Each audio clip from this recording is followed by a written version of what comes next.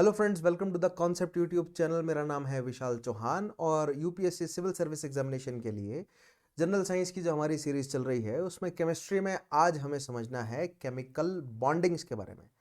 तो हमें समझना है कि different type of chemical bonds जो हैं वो क्या क्या हो सकते हैं। ठीक है, यानी कि हम आयनिक, कोवलेंट, उसके अलावा हाइड्रोजन बॉन्डिंग को समझने की कोशिश करेंगे, कोऑर्डिनेट बॉन्डिंग को समझने की कोशिश करेंगे और उनके कुछ बेसिक एग्जांपल्स को आज हम उठाएंगे।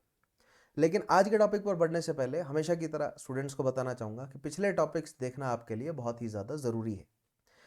राइट, अनअकैडमी के दी कॉन्सेप्ट चैनल पर आप जाएंगे, वहां पर आपको मेरे नाम से प्लेलिस्ट मिलेंगी, ancient Indian history, medieval, modern, art and culture, geography और जनरल साइंस की। तो जनरल साइंस के जितने भी सेशंस हैं प्रीवियस, उन सबको देखिएगा और उसके अलावा बाकी सभी प्लेलिस्ट को थॉरली फॉलो करें आप। उनमें जो सवाल मैंने पूछे उनके जवाब मुझे कमेंट में दें और अपना फीडबैक जरूर प्रोवाइड करें कि आपको सेशंस अच्छे लगते हैं, बुरे लगते हैं, जैसा भी आप फील करते हैं इन सेशंस के बारे में। उसके अलावा सिविल सर्विस एग्जामिनेशंस को क्रैक करने के लिए अनअकैडमी लेकर आया आपके लिए subscription plans plus and iconic, जिसमें प्लस प्लान में आपको डेली की लाइव क्लासेस मिलती हैं, highly structured courses, live test और क्विजेज और unlimited access to the content. लेकिन प्लस से ऑलवेज बेटर रहते हैं आइकॉनिक प्लान्स, क्योंकि आइकॉनिक में आपको ऑब्वियसली फीचर्स ज़्यादा मिलते हैं। मैं आपको रेकमेंड करूंगा आप 1 साल या उससे ऊपर के प्लान्स को सब्सक्राइब करें, क्योंकि जो हायर प्लान्स हैं वो ज़्यादा वैल्यू फॉर मनी आपके लिए रहते हैं। आइकॉनिक में आपको फीचर्स मिलते हैं, आइकॉनिक में आपको एक पर्सनल गाइड प्रोवाइड किया जाता है, जितने भी आप टेस्ट देंगे उस टेस्ट का आपको एनालिसिस दिया जाएगा, आपको एक्सपर्ट की प्रॉपर गाइडलाइंस प्रोवाइड की जाएंगी, स्टडी मटेरियल, स्टडी प्लानर आपको मिलते रहेंगे। उसके अलावा आप ऑप्शनल के लिए अलग से सब्सक्रिप्शन ले सकते हैं 1 साल या उससे ऊपर की, लेकिन मैं आपको रेकमेंड करूंगा कि आप कॉम्बो ऑफर को प्रेफर करें, क्योंकि combo offers are rather value for money. उसके अलावा 10% डिस्काउंट के लिए आप डेफिनेटली मेरा कोड यूज करेंगे, that is Chauhan sir history. India के टॉप एजुकेटर्स के साथ आपको पढ़ने का मौका मिलता है अगर आप सब्सक्राइब करते हैं इन प्लान्स को। UPSC combat scholarship test every Sunday at 11 AM, prelims specials combat scholarship test होने जा रहे हैं अभी। टॉप रैंकर्स को जो है वो स्कॉलरशिप मिलती है, टॉप 3 रैंकर्स को 1 ईयर की UPSC CSC combo plus subscription मिलती है। उसके अलावा 75%, 50% एंड 25% तक की स्कॉलरशिप्स आपको अवेलेबल है। Make sure that you enrol by using my code, that is Chauhan Sir History, every Sunday 11 AM, right. उसके अलावा आखिरी महीना है, अदरवाइज प्राइस हाइक हो जाएगा। जीएस प्लस ऑप्शनल का जो कॉम्बो ऑफर है वो बहुत ही ज्यादा वैल्यू फॉर मनी प्रोस्पेक्ट है आपके लिए। देखिए, 1 साल का टेन्योर आपको 49,679 में पड़ता है कॉम्बो ऑफर, राइट। 2 साल का 71,801 में, 3 साल का 87,267 रुपीज में। और इस कॉम्बो ऑफर में आपको जीएस के कोर्सेज, ऑप्शनल के कोर्सेज, जीएस की टेस्ट सीरीज, ऑप्शनल की टेस्ट सीरीज, स्टडी मटेरियल, ये सभी साथ में मिल रहा है। So for these attractive prices आपको बहुत सारा जो है वो मटेरियल या बहुत सारा जो है वो मतलब ऑफर साथ में जो है वो मिल रहा है। सो मेक श्योर कि आप सब्सक्राइब करें by using my code Chauhan sir history, क्योंकि हमेशा की तरह मैं आपको बोलता हूँ ये 1 साल या 2 साल के जो पैक्स हैं ये बहुत वैल्यू फॉर मनी है कॉम्बो ऑफर्स आपके लिए। ठीक है, और बहुत ही जल्द प्राइजेस बढ़ जाएंगे अगर आप प्लान कर रहे हैं सब्सक्रिप्शन लेने का, सो this is the right time. उसके अलावा 15 सितंबर से 1 साल के बैचेस, 2 साल के बैचेस जो है वो शुरू हो रहे हैं सिविल सर्विस एग्जामिनेशन के लिए। थरो बैचेस हैं, bilingual as well as English में ये बैचेस है। सो मेक श्योर कि आप जुड़े हैं इन सभी बैचेस के साथ और अपनी प्रिपरेशन थॉरली शुरू करें, right. So let us start with today's session. आज हमें केमिकल बॉन्डिंग के बारे में समझना है। आज का टॉपिक है हमारा केमिकल बॉन्डिंग। ये केमिकल बॉन्ड्स के बारे में आज हमें समझना है। तो आइए पहले एक बेसिक डेफिनेशन उठाते हैं कि केमिकल बॉन्ड एक्चुअली होता क्या है ना। तो chemical bond is the attractive force that holds different atoms in a molecule together. तो सबसे पहले बेसिक कॉन्सेप्ट उठाते हैं, राइट। आप लोगों को याद होगा मैंने आपको केमिस्ट्री में बेसिक कॉन्सेप्ट में क्या कराया था, मैंने आपको पार्टिकल नेचर ऑफ मैटर कराया था और मैंने आपको बताया था कि किसी भी मैटर की फंडामेंटल यूनिट जो है वो आप मान सकते हैं क्या, एटम को, है ना। तो मैटर एग्जिस्ट करता है नेचर में किस फॉर्म में, या तो मैटर जो है वो प्योर मैटर होगा या तो वो मिक्सचर होगा। प्योर या तो वो एलिमेंटल फॉर्म में होगा या तो वो कंपाउंड फॉर्म में होगा, है ना। और कंपाउंड जो है वो किस किस किस से मिलकर बनते हैं, राइट। या तो एलिमेंटल या कंपाउंड से, कंपाउंड के अलावा यहां पर मैं मॉलिक्यूलर फॉर्म जो है वो कहूं तो ज्यादा बेटर है ना।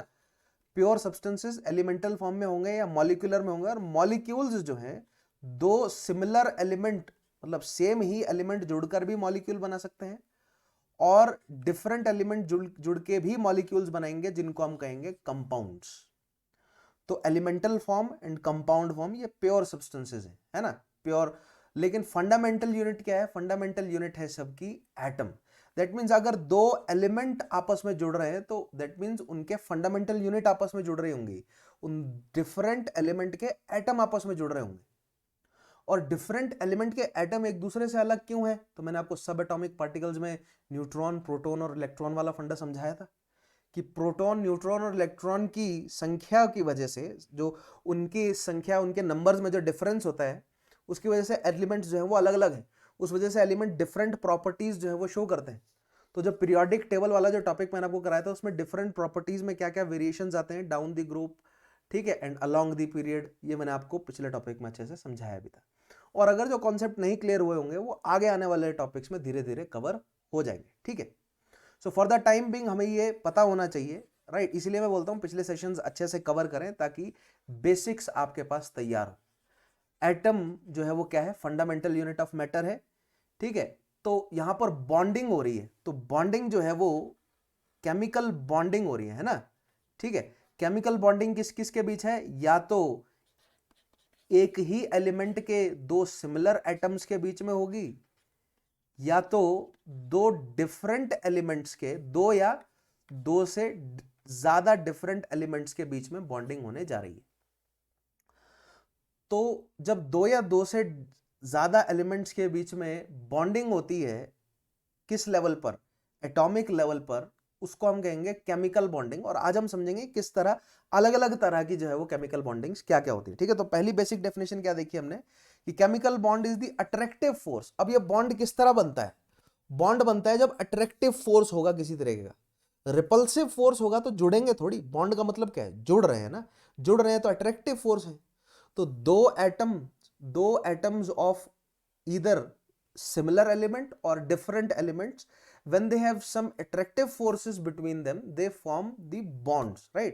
और उससे हमें क्या देखने को मिलते हैं? हमें मॉलिक्यूल्स देखने को मिलते हैं। क्या बनते हैं? मॉलिक्यूल बनते हैं। अब मैंने आपको बताया था मॉलिक्यूल्स जो है वो सिमिलर एटम के भी हो सकते हैं और डिफरेंट एलिमेंट्स के भी हो सकते हैं, है ना, जिनको हम डिफरेंट एलिमेंट्स का, जो डिफरेंट एलिमेंट्स के एटम्स से जुड़कर जो मॉलिक्यूल बनेगा उसको हमने क्या कहा? उसको हमने कहा कंपाउंड। तो ये बिल्कुल बेसिक, देखिए मैं बिल्कुल एलिमेंट्री लेवल पर आपको स्पून फीड ही कह लीजिए क्यों कर रहा हूं मैं, क्योंकि ये बहुत छोटी छोटी टेक्निकल लाइंस है, इस पर घुमा फिरा कर यूपीएससी सवाल पूछ सकता है। बिल्कुल बेसिक कॉन्सेप्ट को घुमा कर पूछ लेगा और आप स्टंप हो जाएंगे। तो अगर फंडामेंटल्स आपके रेडी हैं, इसीलिए मैं बोलता हूं मैटर के पार्टिकल नेचर को अगर आप अच्छे से समझ गए तो बहुत सारे जो है वो chemistry as well as physics as well as geography तक के कॉन्सेप्ट जो है वो समझना आपके लिए आसान हो जाएंगे, ठीक है। इसीलिए मैंने शुरुआत में पार्टिकल नेचर पर इतना जोर डाला था, राइट। आगे देखते हैं, नेक्स्ट पॉइंट है chemical compounds are formed by joining two or more atoms, है ना। एक अकेला एटम रहेगा तो वो केमिकल कंपाउंड नहीं है, या वहां पर कोई बॉन्डिंग नजर नहीं आएगी, ठीक है। बॉन्डिंग हमें नजर आती है जब दो एटम्स इंटरेक्ट करते हैं आपस में और उनके बीच में किसी तरह का अट्रैक्टिव फोर्स होगा, तभी बनेगा बॉन्ड, है ना। अब वो अट्रैक्टिव फोर्स कैसे कैसे डेवलप होते हैं आगे आज ही के टॉपिक पर समझेंगे, राइट। यानी कि different type of chemical bonds क्या क्या होते हैं। एक स्टेबल कंपाउंड क्या होगा? अब देखिए मैंने आपको बताया था कि हर एक एलिमेंट की अपनी अपनी अलग जो है वो वैलेंसी रहेगी, है ना। यानी कि जो आउटर मोस्ट शेल है उसमें जो इलेक्ट्रॉन्स की प्रेजेंस है उसके आधार पर आप कहेंगे कि इस एलिमेंट की वैलेंसी क्या है। और आउटर मोस्ट शेल में जो है वो 8 तक एटम हो सकते हैं, सॉरी इलेक्ट्रॉन हो सकते हैं। तो 1 2 3 4 5 6 7 और 8, तो जिसके पास 1 या 2 या 3 होंगे उसकी टेंडेंसी क्या होगी? टू लूज इलेक्ट्रॉन, है ना। ये इलेक्ट्रॉन को लूज करके पॉजिटिव चार्ज एक्वायर करेगा। जिसके पास 5 6 7 होंगे उसकी टेंडेंसी क्या होगी? टू गेन इलेक्ट्रॉन, है ना। बेसिकली सब करना क्या चाहते हैं? ये सब अपना ऑक्टेट जो है वो, यानी कि एक स्टेबल पोजीशन, हर एक एटम क्या चाहता है नेचर में कि एक स्टेबल पोजीशन वो एक्वायर करे।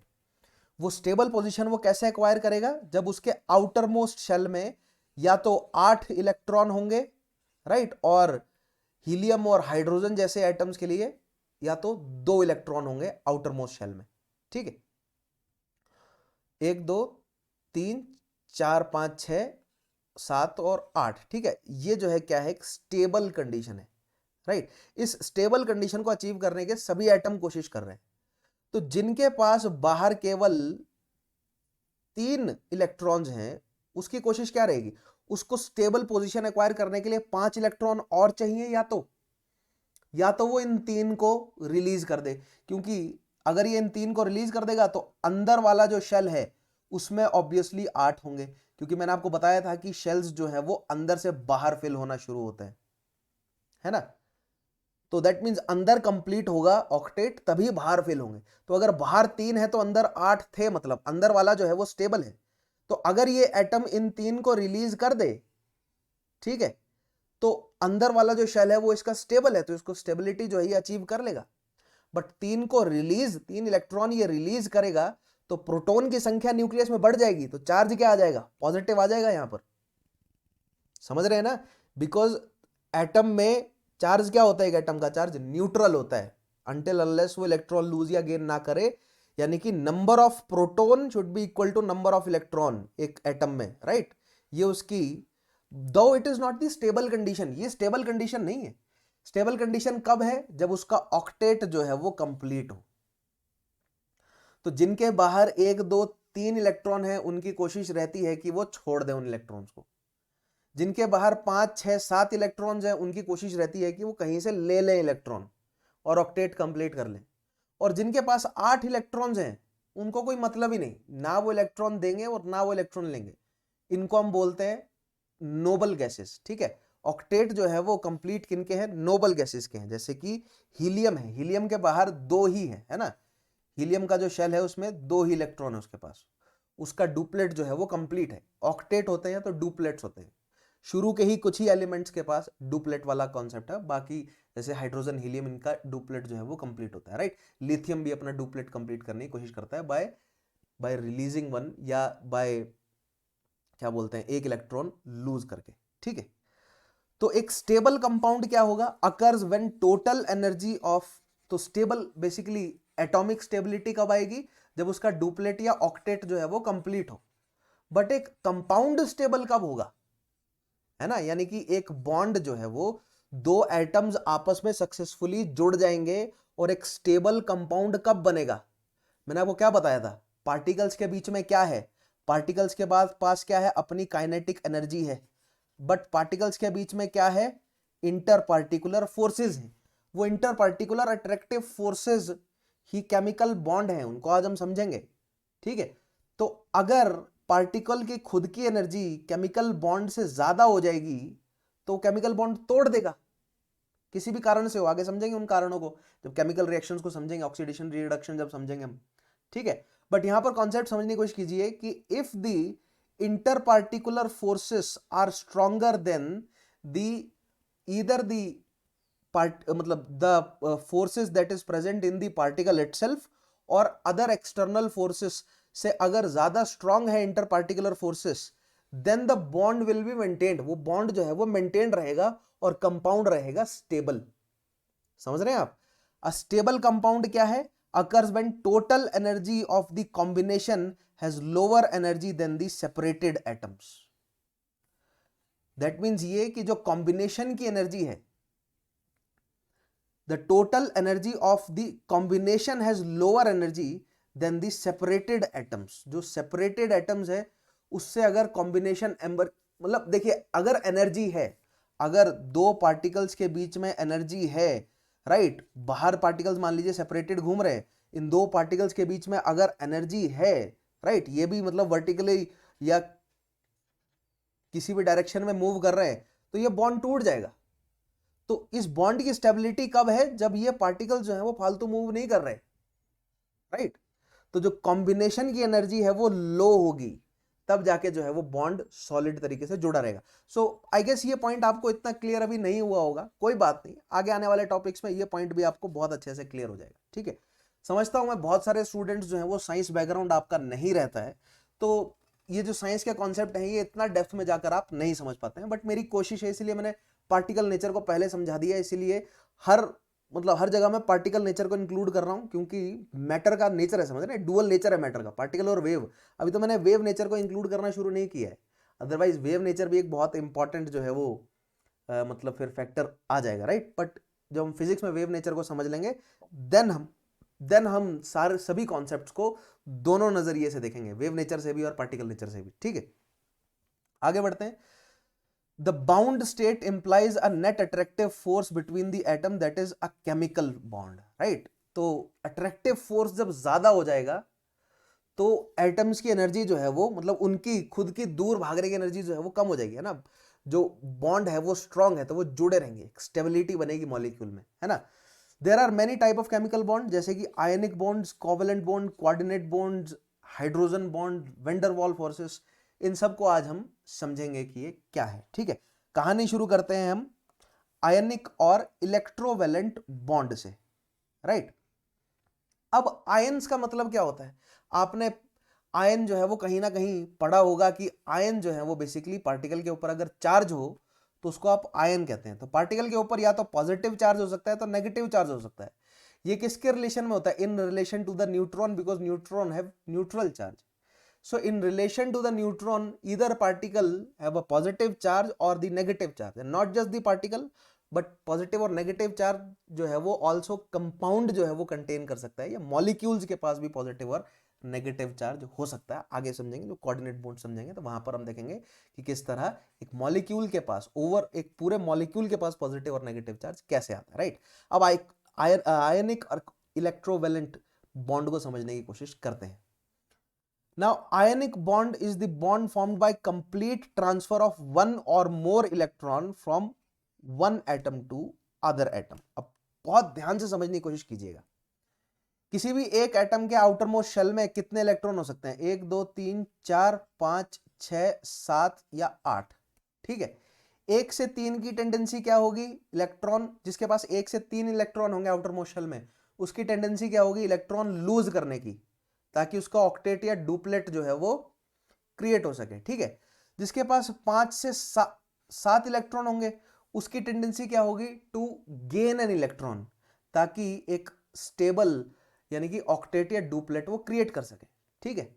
जिसके पास 8 इलेक्ट्रॉन होंगे आउटर मोस्ट शेल में, उसको कोई लेना देना ही नहीं है, उसका ऑक्टेट जो है वो कंप्लीट है, ठीक है, तो वो इक्वेशन से बाहर है।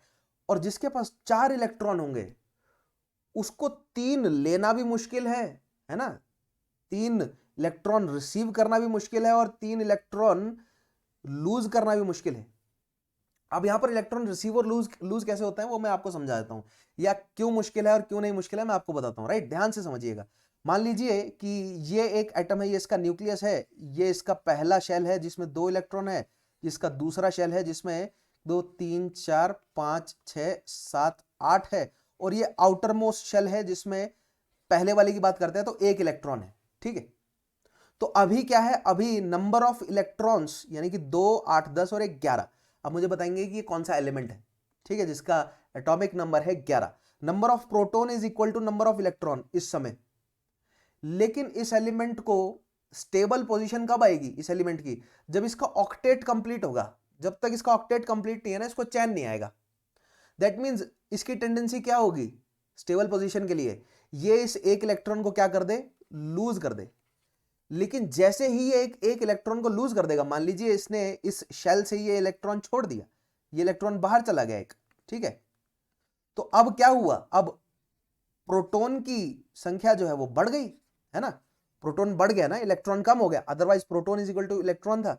प्रोटॉन बढ़ गया तो इसके पास क्या आ गया, पॉजिटिव चार्ज आ गया। एक्चुअली पॉजिटिव चार्ज आया नहीं, पॉजिटिव चार्ज ज्यादा हो गया, ठीक है, +1 से ज्यादा हो गया, अदरवाइज बराबर थे वो, ठीक है। +1 से ज्यादा हो गया यहां पर पॉजिटिव चार्ज, राइट। सो इस केस में इसने क्या किया, इलेक्ट्रॉन को लूज किया और क्या कर लिया, एक स्टेबल पोजीशन जो है वो एक्वायर कर ली, राइट। दूसरी जगह एक और एलिमेंट है, ठीक है, ध्यान से देखिएगा। दूसरी जगह एक और एलिमेंट आ रहा है, ये उसका न्यूक्लियस है, ये उसका आउटर मोस्ट शेल जिसमें इनर मोस्ट शेल जिसमें 2 इलेक्ट्रॉन, राइट। और फिर ये उसके बाहर का शेल है जिसमें 1 2 3 4 5 6 और 7 है मान लीजिए, ठीक है। अब इसके पास 7 इलेक्ट्रॉन है। अब इसकी टेंडेंसी क्या होगी, या तो ये इन सातों के सातों को रिलीज कर दे ताकि इसका डुप्लेट क्रिएट हो जाए। तो सातों के सातों को रिलीज करना बहुत मुश्किल होगा। मान लीजिए आपने एक इलेक्ट्रॉन इससे निकलवा दिया, है ना, मान लीजिए एक इलेक्ट्रॉन आपने इससे निकलवा दिया, तो इसके पास अब प्रोटॉन बढ़ गया, है ना, प्रोटॉन का चार्ज बढ़ गया, इलेक्ट्रॉन का घट गया। दैट मींस अब प्रोटॉन यानी कि न्यूक्लियस ने इलेक्ट्रॉन्स को और क्लोज पकड़ लिया क्योंकि पॉजिटिव चार्ज बढ़ गया।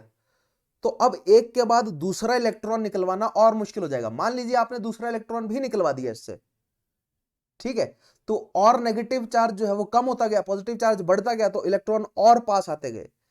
तीसरा इलेक्ट्रॉन निकालना और मुश्किल हो जाएगा, इनफैक्ट नामुमकिन हो जाएगा तीसरा इलेक्ट्रॉन निकालना, ठीक है, मतलब क्लोज टू नामुमकिन हो जाएगा। इसीलिए ऐसे एलिमेंट्स जिसके पास आखिरी में 7 इलेक्ट्रॉन मौजूद हैं उसके लिए इलेक्ट्रॉन निकालना मुश्किल है, क्योंकि प्रोटॉन जो है फिर वो इलेक्ट्रॉन्स को और पास पकड़ता रहेगा और फर्दर इलेक्ट्रॉन निकालना मुश्किल हो जाएगा। एक इलेक्ट्रॉन तो वो दे भी सकता है, ठीक है, लेकिन एक से ज्यादा इलेक्ट्रॉन निकालने के लिए आपको भयानक एनर्जी लगानी पड़ेगी जो कि नेचुरली मौजूद नहीं होती, ठीक है, नेचुरली या इंडस्ट्रियल लेवल पर भी उसको क्रिएट करना मुश्किल है। वो तो आपको हाई स्केल की लेबोरेटरी चाहिए जो इस तरह इलेक्ट्रॉन्स जो हैं वो छीन सके, राइट। ऐसे में इस एलिमेंट की टेंडेंसी क्या होगी, जिसके पास 7 इलेक्ट्रॉन है आउटर मोस्ट शेल में, इसको अपना ऑक्टेट कंप्लीट करना है। ये एलिमेंट है जिसने अपना ऑक्टेट कंप्लीट कर लिया by removing this electron, by losing this electron, ठीक है। तो ये इलेक्ट्रॉन यहां पर खाली घूम रहा है, ठीक है, लूज कर दिया इसने, इसको एक इलेक्ट्रॉन की जरूरत है, तो ये झट से इस इलेक्ट्रॉन को एक्सेप्ट कर लेगा। एक इलेक्ट्रॉन एक्सेप्ट करना आसान है, तो जैसे ही इसने एक इलेक्ट्रॉन एक्सेप्ट किया तो इसके आउटर मोस्ट शेल में क्या हो गया, ऑक्टेट हो गया कंप्लीट। लेकिन अब इलेक्ट्रॉन की, ठीक है, इस केस में, इस एलिमेंट के केस में इलेक्ट्रॉन्स की संख्या जो है वो प्रोटॉन से ज्यादा हो गई, राइट। सो दैट मींस इसके पास क्या आ गया, नेगेटिव चार्ज हो गया। अब इसके पास पॉजिटिव चार्ज है और इसके पास नेगेटिव चार्ज है, और आप जानते ही हैं कि opposites they attract each other. तो जब इस एलिमेंट ने एक इलेक्ट्रॉन दूसरे एलिमेंट को दिया, इसके पास पॉजिटिव चार्ज आ गया, इसके पास नेगेटिव चार्ज आ गया, तो ये दोनों अपोजिट चार्जेस ने एक दूसरे को मतलब एक दूसरे को जो है वो खींचा अपनी तरफ, अट्रैक्टिव फोर्स आया इनके बीच में, and this attractive force formed a bond between them, and this bond is known as ionic bond or electrovalent bond. क्यों, क्योंकि यहां पर इलेक्ट्रॉन का ट्रांसफर हुआ है, इलेक्ट्रॉन का ट्रांसफर होने की वजह से आयंस क्रिएट हुए और ions they attracted each other, positive negative ions ने एक दूसरे को अट्रैक्ट कर लिया, तो यहां पर हमें एक इलेक्ट्रोवैलेंट बॉन्ड जो है वो बनता हुआ नजर आया, ठीक है। So ionic bond is the bond formed by complete transfer of one or more electrons from one atom to another atom, right. In this way, one or more atoms lose electrons and other atoms gain them in order to produce a noble gas electron configuration. Noble gas electron configuration क्या है, helium के case में duplet complete होगा और बाकी सबके case में octet complete होगा आउटर मोस्ट शेल में, है ना। नोबल गैसेज हैव देयर, मतलब उनकी स्टेबल कंडीशन क्या है कि दे हैव, मतलब नेचुरली उनके पास डुप्लेट या उनका ऑक्टेट जो है वो कंप्लीट है, इसीलिए उनको नोबल गैस बोलते हैं, क्योंकि they are inert, they don't have any need to react with anybody, किसी के साथ रिएक्ट करने की उनको कोई जरूरत नहीं है क्योंकि उनके ऑक्टेट कंप्लीट है। बट फॉर एग्जाम्पल अगर आप सोडियम को लें, ठीक है, सोडियम का सिंबल है Na, सोडियम के आउटर मोस्ट शेल में घूम रहा है एक इलेक्ट्रॉन फालतू, और क्लोरीन के आउटर मोस्ट शेल में घूम रहे हैं कितने, 1 2 3 4 5 6 7 इलेक्ट्रॉन्स, ठीक है। तो सोडियम को स्टेबल ऑक्टेट कंडीशन कैसे बनेगी, जब वो इस इलेक्ट्रॉन को लूज कर देगा। सोडियम ने ये इलेक्ट्रॉन दे दिया किसे, क्लोरीन को, और सोडियम के पास आ गया पॉजिटिव चार्ज, क्लोरीन के पास एक इलेक्ट्रॉन बढ़ा तो आ गया नेगेटिव चार्ज, एंड ये पॉजिटिव और नेगेटिव चार्ज ने बहुत तेजी से एक दूसरे को अपने तरफ खींचा और यहां पर बन गया एक आयनिक बॉन्ड या एक इलेक्ट्रोवैलेंट बॉन्ड, ठीक है, समझे आप लोग, ठीक है। दिस इज आयनिक बॉन्ड, बिल्कुल सिंपल। अब मुझे आप कमेंट्स में आयनिक बॉन्ड के और एग्जांपल्स क्या क्या हो सकते हैं लिखकर बताएंगे। Examples of ionic bond include alkali halides, alkali elements क्या है, सोडियम, पोटाशियम, है ना, ये एल्कली, और हैलाइड क्या है, क्लोरीन, आयोडीन, एल्कली और हैलाइड रेडिली जो है वो आयनिक बॉन्ड क्यों बनाते हैं आपस में?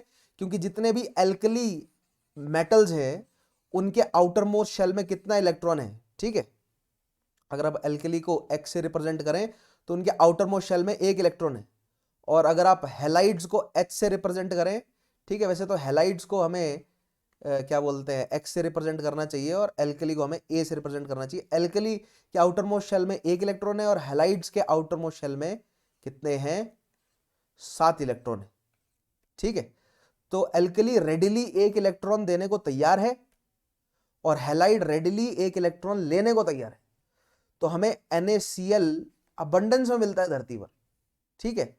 KCl, potassium iodide, sodium iodide, ठीक है, NaBr, ये सारे एलिमेंट्स हमें रेडिली बनते हुए, ये सारे कंपाउंड्स हमें या मॉलिक्यूल्स हमें रेडिली बनते हुए नजर आएंगे।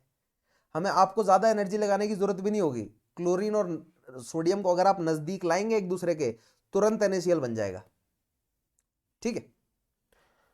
बहुत रेडिली NaCl बनेगा तो हीट निकलेगी, तो एंडोथर्मिक और एक्सोथर्मिक रिएक्शंस के बारे में हम आगे आने वाले टॉपिक में डिस्कस करेंगे, ठीक है। So this is the ionic or electrovalent bond. Let us see the properties of ionic or electrovalent bond जो है वो क्या होगी। Ionic compounds form crystal lattice rather than amorphous solid, ठीक है।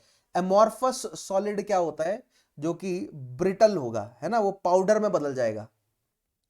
बट NaCl जो है वो क्रिस्टल बनाएगा, क्यों? क्योंकि उनके बीच के फोर्सेस बहुत स्ट्रांग हैं, सो दे विल फॉर्म क्रिस्टल। तो जो हम सॉल्ट देखते हैं ना अपने पास, जो टेबल सॉल्ट होता है हमारे घर में, वो वैसे तो हमने पाउडर फॉर्म में कन्वर्ट कर दिया होता है, लेकिन उसको आप माइक्रोस्कोप में देखेंगे तो वो क्रिस्टल्स होते हैं बेसिकली, ठीक है। दे हैव, अब उनके बीच में सोडियम पॉजिटिव और क्लोरीन नेगेटिव के बीच में क्या है, इलेक्ट्रोवैलेंट बॉन्ड है, आयनिक बॉन्ड है, जो कि बहुत ज्यादा स्ट्रांग है, तो उसको तोड़ना भी उतना मुश्किल होगा। That means they have high melting points and high boiling points. तो मेल्ट ही नहीं होगा वो आसानी से, तो बॉयल भी बहुत मुश्किल से होगा, ठीक है। देख, और अब नेक्स्ट चीज ये कि अगर आप NaCl को पानी में डाल देंगे, ठीक है, NaCl का सॉल्यूशन क्रिएट करेंगे, अगर आप पानी में, अगर आप नमक को डालते हैं, ठीक है, तो पानी में डालते ही सोडियम आयन अलग हो गए और क्लोरीन आयन अलग हो जाएंगे, ठीक है। दो बॉन्ड उनके बीच में रहेगा, they will behave as a sodium chloride, उनकी केमिकल प्रॉपर्टीज दिखाएंगे, बट पानी में डालते ही आयन्स जो है वो अलग अलग हो जाते हैं। क्यों हो जाते हैं, आगे आने वाले टॉपिक में समझाऊंगा। अभी के लिए समझे कि पानी में डालते ही, जैसे आप इस सॉल्यूट को डालेंगे पानी में, आयन्स जो है वो अलग अलग हो गए, तो the flow of ions is known as electricity. So if ions are present, free ions जो है वो प्रेजेंट है मूव करने के लिए, तो इलेक्ट्रिसिटी बह जाएगी। तो जैसे ही अगर आप पानी में नमक डालते हैं और दो अगर आप रॉड को कनेक्ट करेंगे, ठीक है, तो इसमें करंट जो है वो फ्लो कर जाएगा। क्यों? क्योंकि आयन्स हैं फ्लो करने के लिए यहां पर मौजूद। They conduct electricity in molten state, इधर इन मॉल्टन स्टेट और सॉल्यूशन के फॉर्म में अगर हो, और when they are dissolved in water, ठीक है। वैसे तो उनको NaCl को मेल्ट करना मुश्किल होता है, दैट इज वाई मैंने मॉल्टन NaCl का एग्जांपल जो है वो यहां पर नहीं दिया आपको, बट दे कंडक्ट इलेक्ट्रिसिटी। आप समझ गए ना, क्योंकि आयंस प्रेजेंट उनके पास, और आयंस के फ्लो को ही हम इलेक्ट्रिसिटी बोलते हैं। अभी तक इलेक्ट्रिसिटी आपको क्लियर नहीं होगा, फिजिक्स वाला पार्ट जब उठाऊंगा तो इलेक्ट्रिसिटी जब वहां पर आपको कराऊंगा तो फ्लो ऑफ आयंस आपको समझाऊंगा, तो आपको सब क्लियर हो जाएगा, मत घबराइए आप, ठीक है। नेक्स्ट चीज, they are bad conductors in solid state. Solid state में बैड कंडक्टर होंगे, यानी कि अगर आप NaCl का अगर आप एक बड़ा सा क्रिस्टल लें और दोनों साइड जो है वो रॉड कनेक्ट करें, तो अब वो इलेक्ट्रिसिटी कंडक्ट नहीं करेगा। क्यों? क्योंकि एट सॉलिड स्टेट जो है वो आयंस नहीं है इसके पास मूव करने के लिए, बट मॉल्टन स्टेट या सॉल्यूशन के फॉर्म में इसके पास आयंस होते हैं मूव करने के लिए। They are hard and brittle, hard होंगे और ब्रिटल होंगे, जब आप उनको तोड़ेंगे तो वो और छोटे टुकड़ों में टूटते चले जाएंगे, है ना। ज्यादा ही अगर आप क्रश करते जाएंगे तो पाउडर भी बन जाएगा उनका, लेकिन हार्ड होते हैं बहुत ज्यादा। क्यों? क्योंकि आयनिक बॉन्ड बहुत ज्यादा स्ट्रांग है उनके, ठीक है। They are soluble in water but insoluble in non polar covalent compounds like carbon tetrachloride and benzene. अब ये polar and non polar compound क्या होते हैं आगे आने वाले टॉपिक्स में आपको समझाऊंगा, लेकिन वाटर के अंदर सॉल्युबल है, क्योंकि वाटर में भी H पॉजिटिव और OH नेगेटिव होता है, और NaCl जो है वो वाटर में जाते ही आयंस आपको दे देगा, ठीक है। लेकिन अगर आपके पास बेंजीन है ना, बेंजीन जो है वो लिक्विड फॉर्म में होता है, यानी C6H6 है आपके पास, इसमें अगर आप सॉल्ट क्रिस्टल्स को डालेंगे तो वो घुलेगा नहीं अंदर। क्यों नहीं घुलेगा? क्योंकि ये क्या है, नॉन पोलर कोवलेंट कंपाउंड है। अब यहां पर जो है वो एक स्टॉप डालिए इस पर। पहले आपको मैं कोवलेंट कंपाउंड समझाऊंगा क्या है, फिर उनकी पोलैरिटी समझाऊंगा क्या है आगे आने वाले टॉपिक्स में। तब आपको क्लियर होगा कि पोलैरिटी का मतलब बेसिकली क्या है। इसके पास पोल्स हैं, है ना, पॉजिटिव और नेगेटिव पोल्स हैं। ये पोलर है, पानी के पास पोल्स हैं, H पॉजिटिव हाइड्रोनियम आयन है, OH नेगेटिव है, पोल्स है इसके पास, राइट। बेंजीन के पास इस तरह का पोल नहीं होता। तो पोलर पोलर जो है वो आपस में मिक्स कर जाएगा, नॉन पोलर और नॉन पोलर आपस में मिक्स कर जाएगा। पोलर और नॉन पोलर आपस में नेचुरली मिक्स नहीं करते हैं, उनको मिक्स करने के लिए जो है वो कुछ ना कुछ फर्दर उसमें एडिशन करनी पड़ती है, ठीक है। अब मैं बहुत वेगली बोल रहा हूं क्योंकि आपको पता है कि टेक्निकलिटी में आगे इंट्रोड्यूस करूंगा। पहले वेग कॉन्सेप्ट को समझें, फिर धीरे धीरे टेक्निकल कर दूंगा कॉन्सेप्ट को मैं, ठीक है, जैसे मैंने ज्योग्राफी के साथ भी किया। Like carbon tetrachloride. Carbon tetrachloride का क्या मतलब है? कार्बन के साथ 4 क्लोरीन के आयन जुड़े हुए हैं, ये कार्बन है बीच में, और this is carbon tetrachloride and this is non polar. कहीं चार्ज दिख रहा है आपको? नहीं है। बेंजीन में भी कहीं चार्ज नहीं होता, ठीक है, पॉजिटिव नेगेटिव नहीं होगा, तो ये NaCl इसमें नहीं घुल सकता। नेक्स्ट बढ़ते हैं, नेक्स्ट देखते हैं कि कोवलेंट बॉन्ड जो है वो क्या होते हैं। बहुत ध्यान से समझिएगा, बहुत ध्यान से सुनिएगा।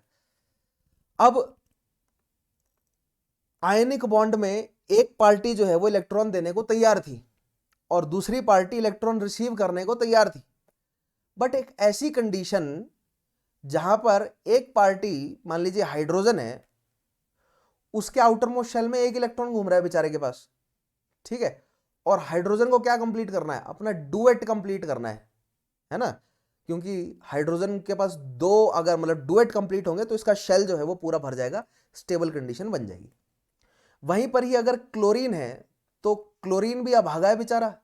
क्लोरीन के पास भी कितने हैं? क्लोरीन के पास भी 7 इलेक्ट्रॉन है आउटर मोस्ट में।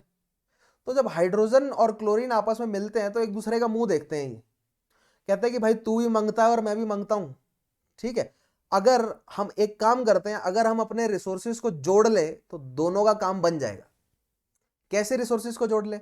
हाइड्रोजन को क्या चाहिए कि एक इलेक्ट्रॉन और हो तो इसका ऑक्टेट जो है, इसका डुएट जो है वो कंप्लीट हो जाए। क्लोरीन को क्या चाहिए कि एक इलेक्ट्रॉन और हो तो इसका जो है वो ऑक्टेट जो है वो कंप्लीट हो जाए, ठीक है। तो यहां पर ये कॉम्प्रोमाइज करता है नेचर, ठीक है।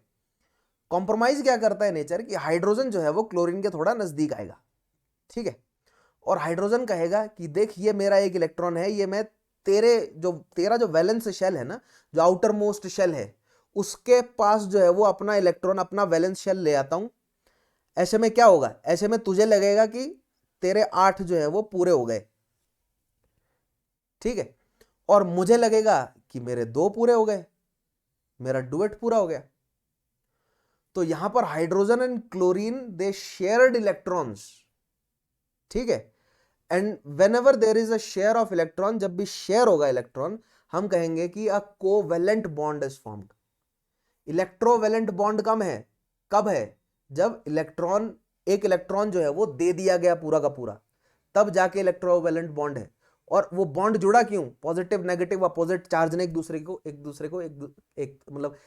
को खींच लिया अपनी तरफ, अट्रैक्टिव फोर्स है वहां पर। बट कोवेलेंट बॉन्ड कब है? जब इलेक्ट्रॉन शेयर कर लिया दोनों ने, इसलिए कहा कि कोवेलेंट हो गया बॉन्ड। यहां पर हाइड्रोजन और क्लोरीन ने एक दूसरे के इलेक्ट्रॉन को जो है वो क्या कर लिया? शेयर कर लिया, और इस वजह से ये एक दूसरे के नजदीक आ गए एंड अट्रैक्टिव फोर्सेस इनके पास जनरेट हो गए। क्यों? क्योंकि इसका जो है वो डुएट कंप्लीट हो गया, ठीक है। तो ये स्टेबल स्टेज में आ गया ना ये, राइट। तो अब ये हाइड्रोजन क्या है? स्टेबल स्टेज में बने रहना चाहेगा, है ना। तो मैंने क्या बोला है कि एक एटम के आस पड़ोस में ना इलेक्ट्रॉन क्लाउड होता है और इलेक्ट्रॉन ऐसे ऐसे घूम रहे होते हैं।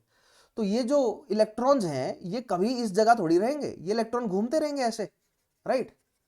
तो हाइड्रोजन अगर एक डुएट जो है वो अपना बनाए रखे, इसके लिए उसको क्लोरीन के नजदीक रहना पड़ेगा, ताकि ये घूम फिर के इलेक्ट्रॉन इसके ऑर्बिट में भी आते रहे, है ना, इसके ऑर्बिट में भी ऐसे ये घूमते रहेंगे, ताकि इसका जो है वो क्या कंप्लीट रहेगा? डुएट, और सिमिलरली क्लोरीन का क्या कंप्लीट रहेगा? ऑक्टेट। और this is the attractive forces between them, और दोनों के बीच में अट्रैक्टिव फोर्सेस आ गए तो एक बॉन्ड जो है वो फॉर्म हो गया। This is known as covalent bond. ठीक है, बिल्कुल बेसिक कॉन्सेप्ट है, समझने में कोई दिक्कत हुई? कोई दिक्कत नहीं होगी समझने में, राइट। सेम गोज फॉर अगर दो हाइड्रोजन एलिमेंट है ना, सॉरी दो हाइड्रोजन के क्या है, एटम है, अपना अपना एक एक इलेक्ट्रॉन ये ले आए, तो इन्होंने क्या किया कि पास आ जाते हैं थोड़ा सा, ठीक है, ताकि तेरे तेरे वाला जो वैलेंस शेल है उसको भी लगे कि दो इलेक्ट्रॉन घूम रहे हैं तेरे आसपास, और मेरे वाला जो वैलेंस शेल है उसको भी लगे कि मेरे आसपास भी दो इलेक्ट्रॉन घूम रहे हैं, ताकि हम दोनों को ही एक स्टेबल स्टेट महसूस हो। दोनों एटम एक दूसरे के नजदीक आ गए, अट्रैक्टिव फोर्सेस आ गई, बॉन्ड बन गया, known as covalent bond. Simple as that. दो क्लोरीन के बीच में भी ऐसी होगा, ठीक है।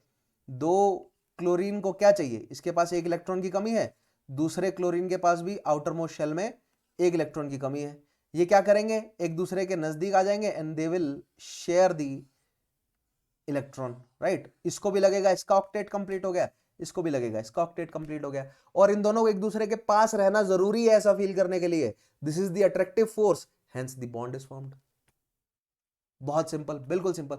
और देखिए आप कहेंगे कि पास रहना जरूरी क्यों है, क्योंकि एक बार अगर ऑक्टेट फॉर्म हो गया ना, तो अब ये छोड़ने को राजी नहीं है, ठीक है। अब ये क्लोरीन जो है वो छोड़ने को राजी नहीं है कि मैं अब अनस्टेबल स्टेट में नहीं जाऊंगा, मेरे को स्टेबल स्टेट मिल गई है।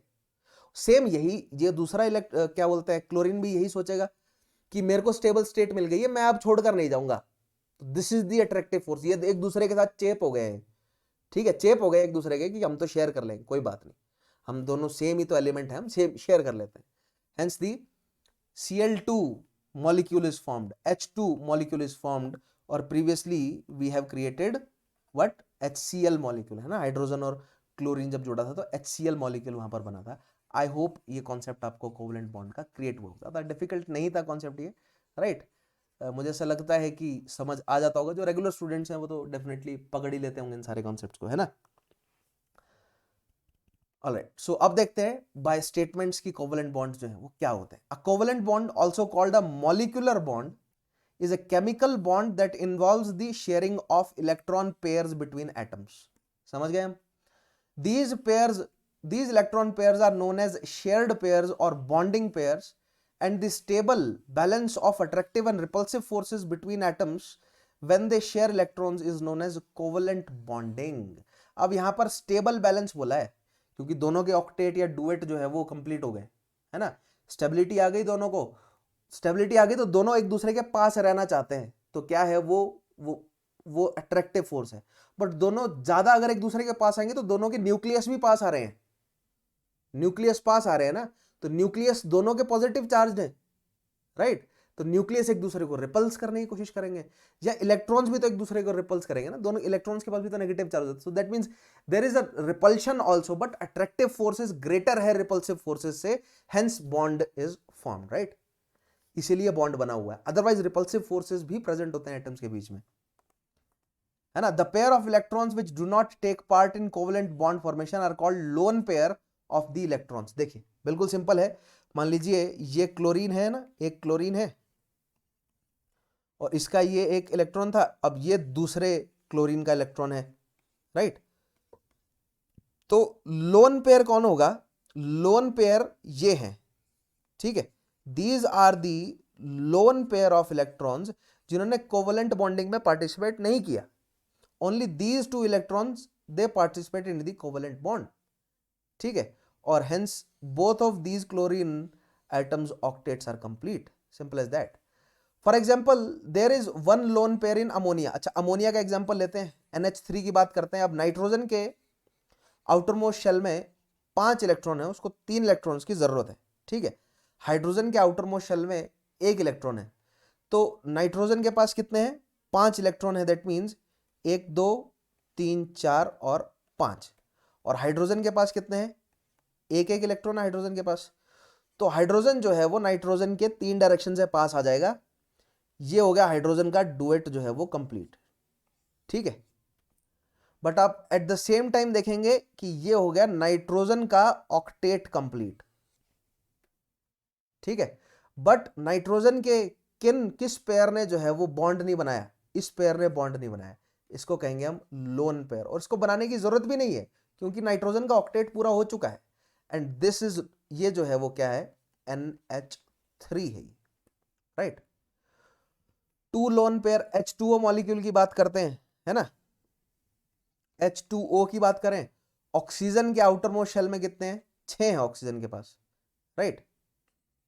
ऑक्सीजन के पास जो है वो मान लीजिए 6 है इस तरह।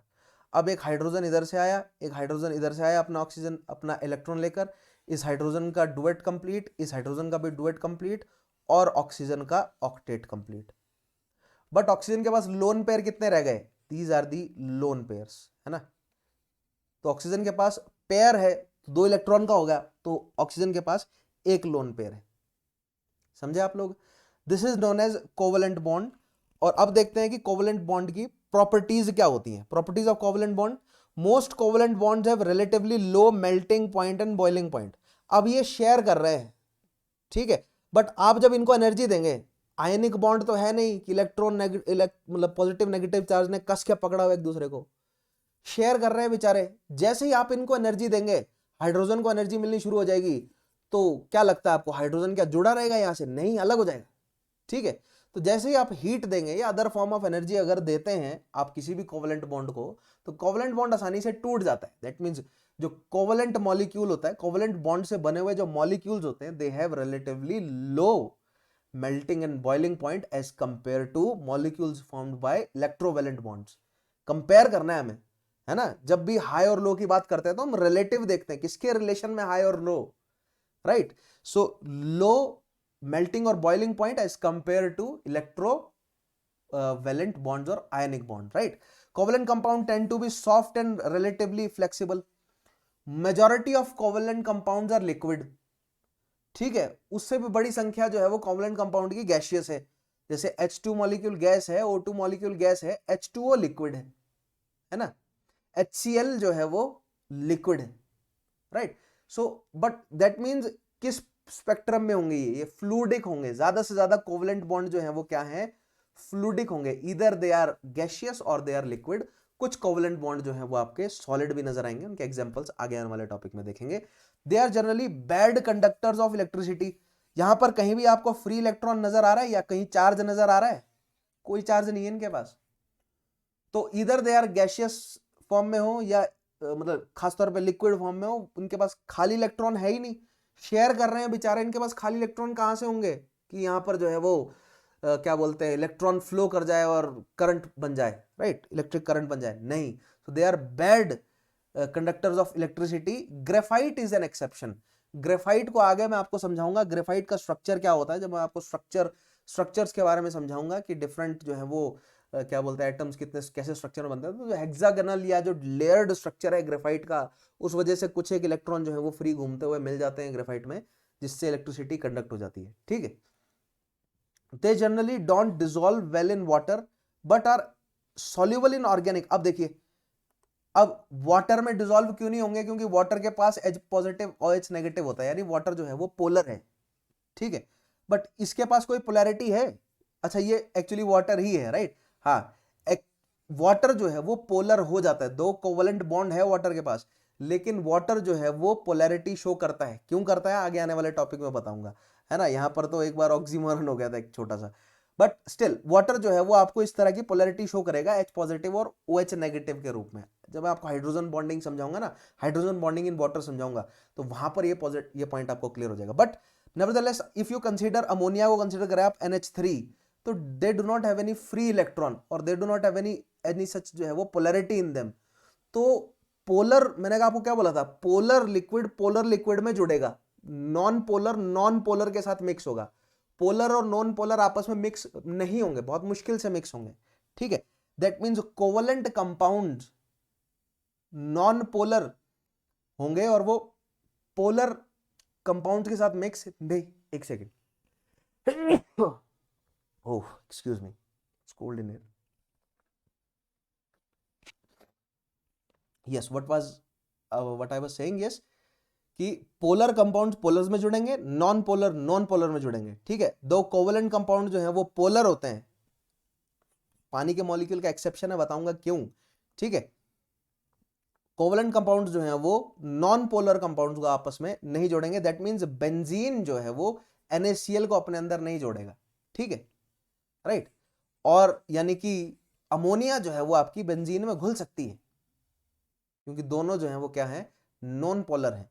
They form directional bonds. अब ये डायरेक्शनल बॉन्ड्स क्या होते हैं, जैसे मैं आपको हाइड्रोकार्बन्स बताऊंगा, तो वहां पर जब लंबी चेन, यानी कि मान लीजिए 5 कार्बन की चेन आपस में जुड़ी हुई है, कोवेलेंट बॉन्ड में कार्बन का एग्जांपल भी ले लेता हूं मैं, ताकि आपको डायरेक्शनल बॉन्ड्स का थोड़ा सा जो है वो ज्ञान लग जाए, ठीक है। देखिए, कार्बन के आउटर मोस्ट शेल में 4 इलेक्ट्रॉन है बेचारे के पास, तो इसकी दुविधा क्या है, या तो ये 4 इलेक्ट्रॉन लूज करे या तो 4 इलेक्ट्रॉन गेन करे, दोनों ही करना मुश्किल है, तो इसको क्या फॉर्म करना पड़ता है, इसको कोवेलेंट बॉन्ड फॉर्म करना पड़ता है। तो ये 4 हाइड्रोजन के साथ जुड़ सकता है, सिंपल है ना। 4 हाइड्रोजन को अपने साथ जोड़ ले, इन चारों हाइड्रोजन का ऑक्टेट डुएट हो गया कंप्लीट, और कार्बन का हो गया octet complete. This is how carbon forms covalent bond. तो ये क्या बन गया, CH4 यानी मीथेन गैस बन गई है। बट कार्बन जो है वो और कॉम्प्लेक्स चेन फॉर्म करता है ना, कार्बन से कार्बन भी तो जुड़ सकता है ना। कार्बन ने एक, इस कार्बन ने अपना इलेक्ट्रॉन दिया, एक ये शेयर कर रहे हैं, देखो दोनों ये शेयर कर रहे हैं। जब एक एक इलेक्ट्रॉन आपस में जुड़ रहा होता है तो हम इसे सिंगल लाइन से डिनोट करते हैं, ठीक है, इस तरह सिंगल लाइन से, राइट। अब यहां पर इसको बोलते हैं कि क्या बनाते हैं, डायरेक्शनल बॉन्ड्स बनाएंगे, ठीक है। किस डायरेक्शन में बॉन्ड बन रहा है, अब यहां पर मान लीजिए इधर NH3 आकर जुड़ जाए, है ना, इधर जो है वो ऑक्सीजन आकर जुड़े, किस डायरेक्शन में ऑक्सीजन जुड़ रही है ना, किस डायरेक्शन में हाइड्रोजन जुड़ रहा है, किस डायरेक्शन में क्लोरीन जुड़ रहा है। तो खैर आगे जब मैं आपको ऑर्गेनिक कंपाउंड बताऊंगा तो वैसे ही डायरेक्शनल बॉन्डिंग की एग्जैक्ट डेफिनेशन ये नहीं है, बट आगे आने वाले टॉपिक में आपको ये क्लियर हो जाएगी। पॉइंट ये है कि लॉन्ग चेन्स फॉर्म करते हैं, covalent compounds long chain form कर सकते हैं, और जिसमें आपको डायरेक्शनल बॉन्डिंग जो है वो नजर आएगी, ठीक है। नेक्स्ट आते हैं आपके coordinate bonds. A special type of covalent bond है ये, in which one atom donates electron to other atom is called coordinate bond.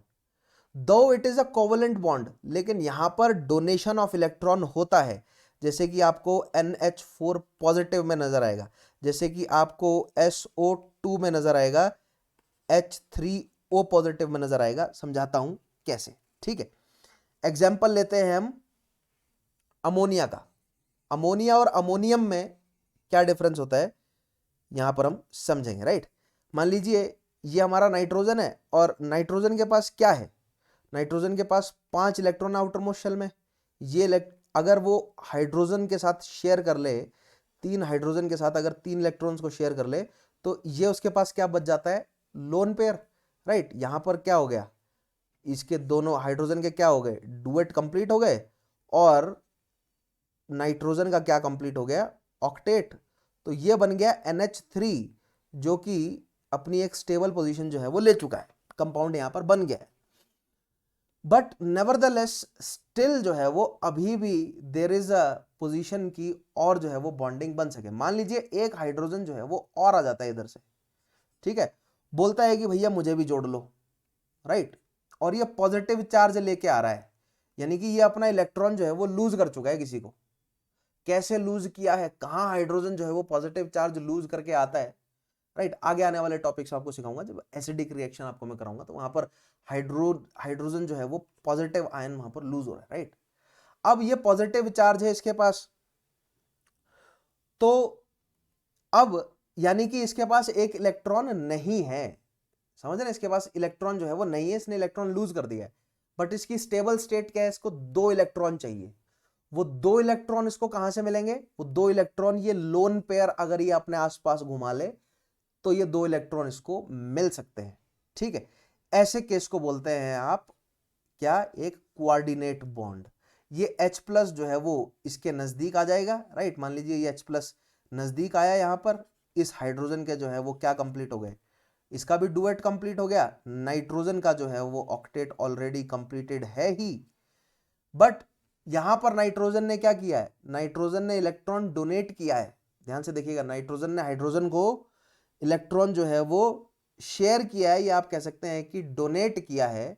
तो ओवरऑल चार्ज जो है वो क्या आएगा, इसके ऊपर पॉजिटिव चार्ज आएगा ओवरऑल, ठीक है।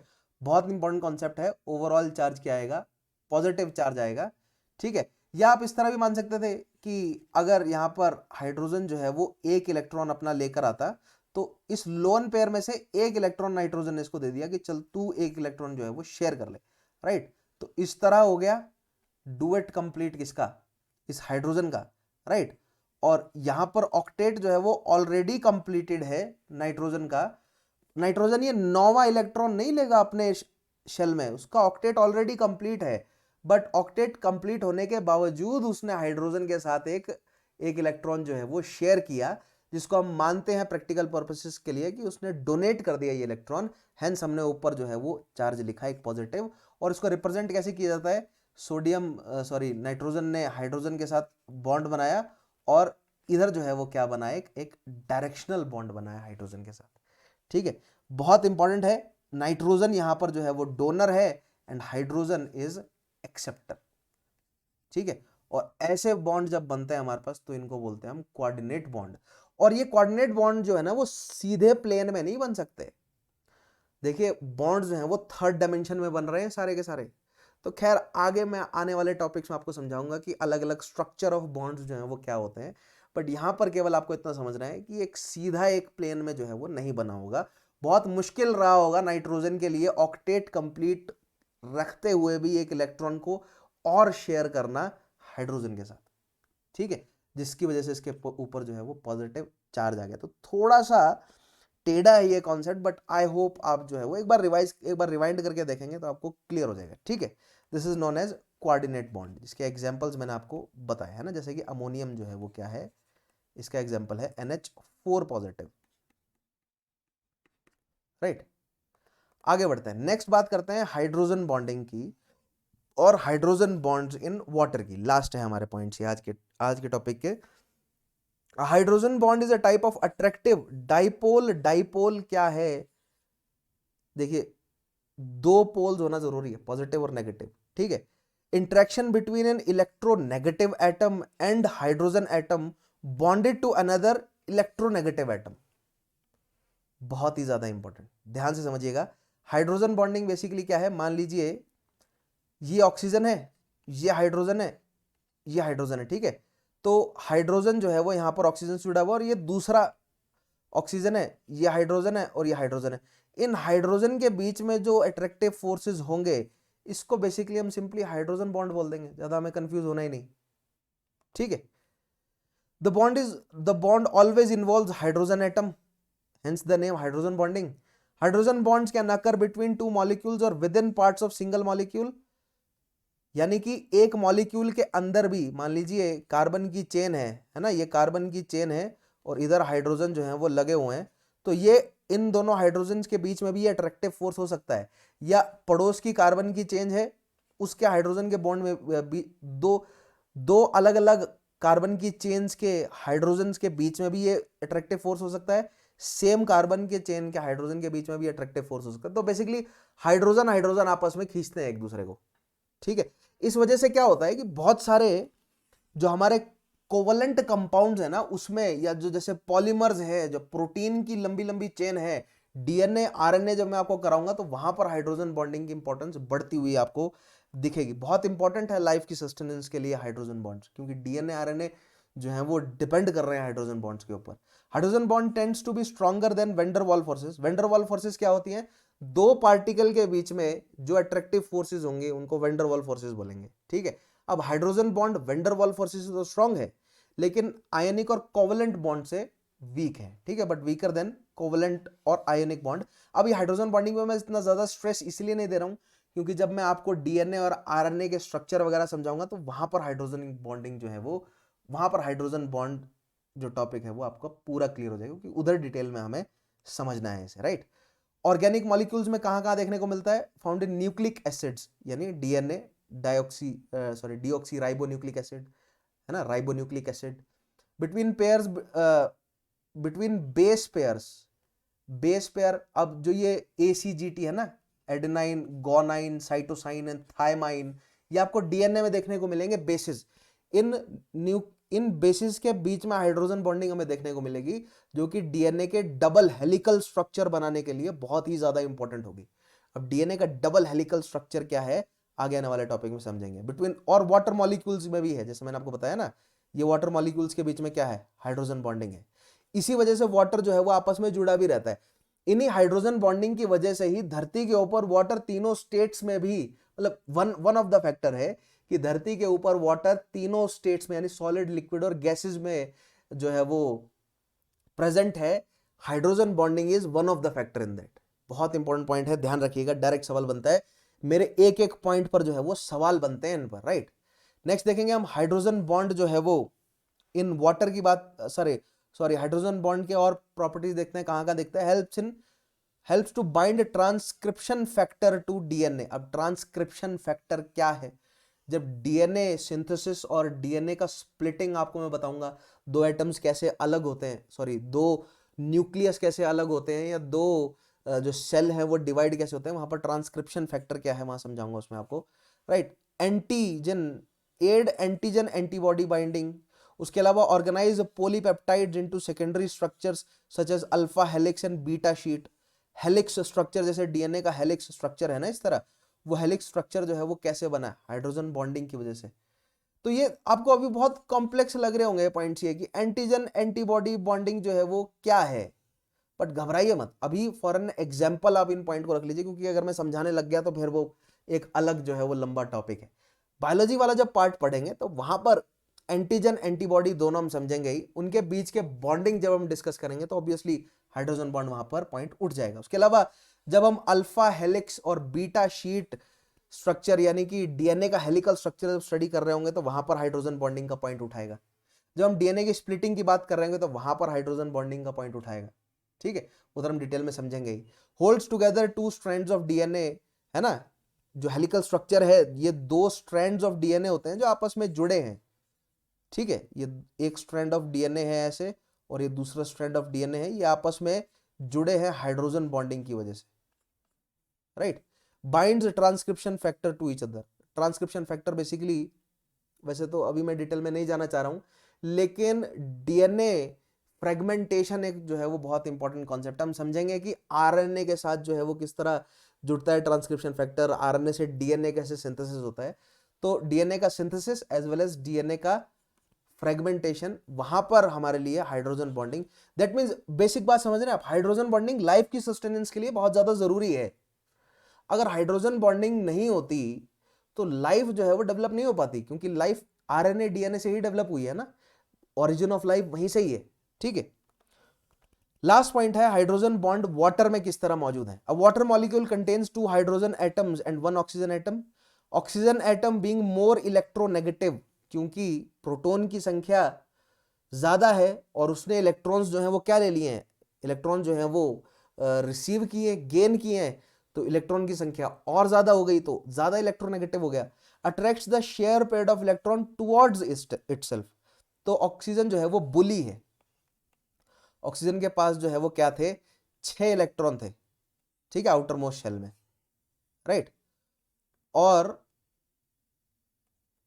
ये लोन पेयर है ऑक्सीजन के, और ये आउटर मोस्ट शेल में 6 इलेक्ट्रॉन थे। इसने एक हाइड्रोजन से शेयर करवाया, एक दूसरे हाइड्रोजन से शेयर कराया, हाइड्रोजन के डुप्लेट कंप्लीट, ऑक्सीजन के ऑक्टेट कंप्लीट। लेकिन ऑक्सीजन बड़ा है तो ऑक्सीजन क्या करता है, इसको अपनी तरफ खींच के रखता है, हाइड्रोजन की तरफ कम रहते हैं ये, तो ऑक्सीजन के पास जो है वो क्या आ जाता है, नेगेटिव चार्ज, है ना, ये अपनी तरफ खींच के रखता है, तो इसके पास क्या आ गया, नेगेटिव चार्ज आ गया। तो अगर इसके पास नेगेटिव है तो ऑब्वियसली हाइड्रोजन के पास क्या आ जाएगा, सॉरी यहां पर नेगेटिव लिखना चाहिए था मुझे, ऑक्सीजन के पास आ गया नेगेटिव चार्ज, तो हाइड्रोजन के पास क्या होंगे, पॉजिटिव चार्ज हो जाएंगे, ठीक है। अच्छा, नेक्स्ट पॉइंट देखिएगा, as a result oxygen gets a partial negative charge and hydrogen gets a partial positive. Partial है, ये आयनिक वाला नेगेटिव या पॉजिटिव नहीं है, पार्शियल है, ठीक, बिकॉज इलेक्ट्रॉन्स जो है वो शेयर्ड ही हैं, right. Oxygen has also 2 loan pair of electron. Oxygen और बुली है, उसके पास लोन पेयर ऑफ इलेक्ट्रॉन भी है, इन लोन पेयर ऑफ इलेक्ट्रॉन के दम पे वो अपनी इलेक्ट्रोनेगेटिविटी बढ़ा लेता है, ठीक है। Moreover hydrogen creates a strong electric field due to its small size. thus an electron atom thus an oxygen atom of one H2O molecule links to hydrogen atom of another H2O molecule, ठीक है। देखिए, अगर जितना negative charge इसके पास बढ़ता जाएगा उतना positive charge hydrogen के पास बढ़ता जाएगा, ठीक है। तो पानी के अंदर हाइड्रोजन बॉन्डिंग, वैसे तो मैंने आपको बोला ना हाइड्रोजन और हाइड्रोजन के बीच में बॉन्डिंग होती है, वो भी रहती है, लेकिन मैं आपको पानी के अंदर हाइड्रोजन बॉन्डिंग समझाता हूं। ये हाइड्रोजन है, ये ऑक्सीजन है, ये हाइड्रोजन है, ठीक है, और ये दूसरी हाइड्रोजन है, ये ऑक्सीजन है और ये हाइड्रोजन, राइट। ये नेगेटिव है, ये नेगेटिव है, हाईली नेगेटिव है, तो ये पॉजिटिव हो जाएगा और ये भी पॉजिटिव हो जाएगा। तो ये नेगेटिव जो है वो क्या खींचेगा अपनी तरफ, पॉजिटिव, या नेगेटिव अपनी तरफ पॉजिटिव को खींचेगा। ये नेगेटिव जो है वो अपनी तरफ पॉजिटिव को खींचेगा। सिमिलरली अगला जो हाइड्रोजन होगा, ठीक है, ये उसका ऑक्सीजन, ये नेगेटिव पॉजिटिव को अपनी तरफ खींचेगा, ये नेगेटिव पॉजिटिव को अपनी तरफ खींचेगा। This is known as hydrogen bonding in water. दो हाइड्रोजन और हाइड्रोजन के बीच में भी बॉन्डिंग होगी, ठीक है, but hydrogen bonding in water जो है वो ऑक्सीजन और हाइड्रोजन एटम के बीच में जो होगी वो ज्यादा स्ट्रांग होगी। इस वजह से ये this is one of the factor जिस वजह से पानी जो है वो तीनों स्टेट्स में एग्जिस्ट करता है धरती के ऊपर। बहुत इंपॉर्टेंट पॉइंट था ये। Molecules through a lone pair of electron, the attraction is called a hydrogen bond, ठीक है। So this is hydrogen bond. I hope आपको क्लियर हुआ होगा। This hydrogen bonding presents many interesting properties of water, जैसे कि for instance water is liquid due to formation of hydrogen bond, while H2S hydrogen H2O जो है वो क्या बन जाना चाहिए था, गैस होनी चाहिए थी, ठीक है, लेकिन हाइड्रोजन बॉन्ड की वजह से मॉलिक्यूल जो है वो एक दूसरे को पकड़ कर बैठे हुए हैं, इसलिए वो लिक्विड फॉर्म में भी आ जाता है। दो सेम टेम्परेचर पर, रूम टेम्परेचर पर पानी जो है वो vapour as well as liquid दोनों स्टेट्स में जो है वो मतलब प्रेजेंट हो सकता है due to the presence of these hydrogen bond. और ये लाइफ के लिए धरती पर बहुत ज्यादा इंपॉर्टेंट है। हाइड्रोजन बॉन्ड्स की इंपॉर्टेंस इसलिए बहुत ज्यादा है, ठीक है, ध्यान रखिएगा।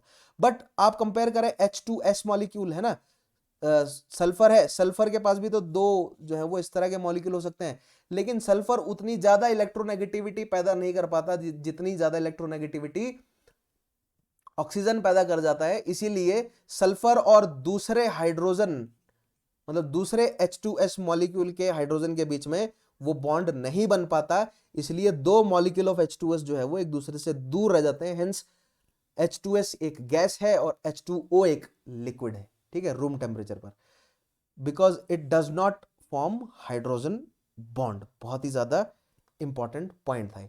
यहां पर आकर आज हमारा ये टॉपिक होता है खत्म। 10% डिस्काउंट के लिए आप डेफिनेटली मेरा कोड यूज करेंगे, that is Chauhan sir history. Videos को लाइक करें, शेयर करें, चैनल सब्सक्राइब नहीं किया तो सब्सक्राइब जरूर करें, ठीक है।